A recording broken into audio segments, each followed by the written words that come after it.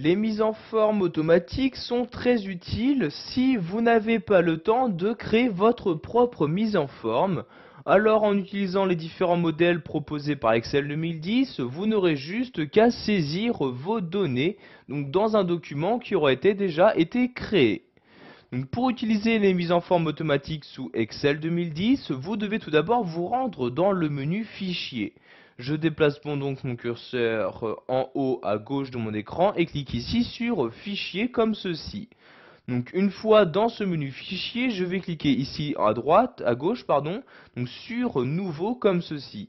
Ensuite, donc ici, je ne vais pas créer donc un nouveau document vierge, mais je vais utiliser donc les modèles présents donc dans Excel 2010. Donc par défaut, donc en même temps que la suite Office 2010, différents modèles sont installés. Donc pour les consulter, vous cliquez ici sur Exemple de modèle. Vous avez donc maintenant différents exemples de modèles qui apparaissent dans cette partie-là.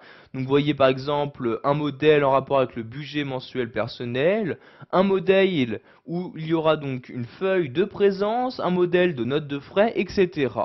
Donc par exemple ici je vais ouvrir le modèle de note de frais, je clique donc ici une fois sur note de frais pour le sélectionner, puis je clique ici sur créer pour l'ouvrir donc dans mon document Excel et voyez donc que ce document s'est bien ouvert. Il ne me restera plus donc qu'à insérer donc les différentes données que je souhaite. Donc vous voyez par exemple ici le numéro de relevé de compte. Dans cette partie là vous allez mettre le nom de la société et vous avez donc ici donc les différentes notes de frais donc que vous pouvez insérer dans ce tableau-ci. Donc je vais maintenant fermer ce modèle de mon document en me rendant en haut à droite et en cliquant ici sur la croix comme ceci. Donc je n'enregistre pas ce modèle, je clique donc ici sur ne pas enregistrer. Donc sachez que si tous les modèles présents dans Excel ne vous conviennent pas, vous avez la possibilité d'en télécharger de nouveaux. Pour ce faire, vous retournez en haut à gauche ici sur le menu Fichier, je reclique ici sur Nouveau comme ceci.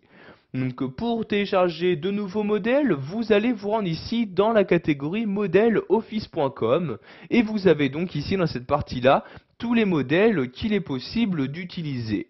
Donc vous voyez ici, si je descends à l'aide de l'ascenseur, vous pourrez avoir donc ici une vue sur les différents modèles qui vous sont proposés. Vous voyez soit des calendriers, des factures, formulaires, notes de frais, papier à lettres, etc.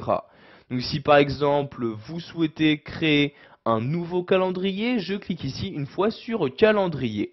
Donc maintenant vous vous trouvez dans la catégorie calendrier, vous choisissez donc le type de calendrier que vous souhaitez créer. Donc vous voyez suivant l'année, donc 2008, 2009 ou encore 2010, vous pouvez créer un calendrier qui aura donc plusieurs années, etc. Donc ici je vais par exemple me rendre dans calendrier 2010 comme ceci et donc vous pouvez voir ici qu'il y a 6 calendriers 2010 disponibles dans le téléchargement. Donc vous choisissez celui que vous souhaitez utiliser. Donc comme vous pouvez le voir, dès que vous cliquez sur l'un des calendriers, vous avez à droite différentes informations sur celui-ci. Donc par exemple la taille de celui-ci, vous voyez par exemple ce calendrier prend 15 kilooctets. Vous avez également une évaluation de fait pour savoir donc si ce calendrier est bien fait ou non. Donc par exemple, celui-ci, il y a eu un vote et il comporte donc 3 étoiles sur 5.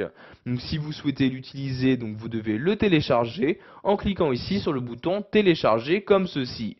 Donc à la fin du téléchargement, vous allez avoir ce même calendrier qui va s'ouvrir automatiquement dans Excel 2010. Donc vous voyez ici c'est le cas, le calendrier s'est ouvert, vous pouvez si vous le souhaitez le personnaliser.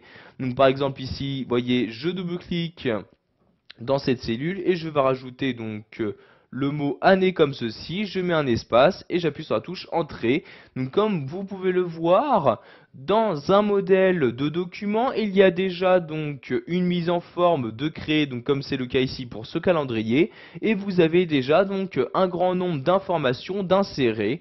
Donc vous voyez ici par exemple pour le calendrier, vous avez accès à tous les mois, donc mois que vous pourrez sans aucun problème personnaliser à votre guise. Voilà, vous savez maintenant comment utiliser les mises en forme automatiques proposées par Excel 2007, que ce soit donc celles installées par défaut avec le logiciel ou en téléchargeant de nouvelles